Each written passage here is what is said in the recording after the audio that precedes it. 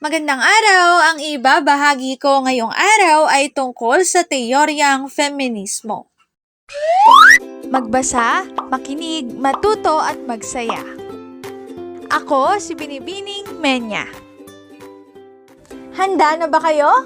Tara na, umpisa na nating isa-isahin at pirapirasuhin ang mga detalyeng nakapaloob dito.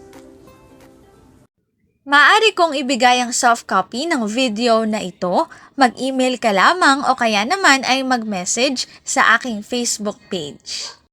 Ilalagay ko ang aking email sa gitnang bahagi ng video at ang Facebook page naman ay sa huling bahagi matatagpuan. Maraming salamat sa panonood! Katulad ng binanggit ko kanina, ang ibabahagi ko ngayong araw ay tungkol sa teoryang feminismo.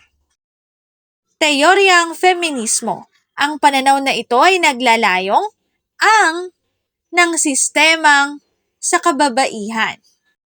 Unang pananaw, naglalayo nitong mawala ang dekahong imaheng ibinibigay sa babae. Ikalawang pananaw, sa paksa makatotohanang inilalarawan ng mga karanasan ng kababaihan sa natapat na pamamaraan. Ikatlo, sa estilo, malaya ito at karaniwan ang ginagamit na pananalita. Ikaapat, sa forma, mabisa ang monologong dramatiko at realistiko. Ikalima, sa tauhan, hindi na dekahon ng mga kababaihan kung hindi ay aktibo na. Narito ang aking sanggunian ng mga impormasyong nakatala sa bawat slides.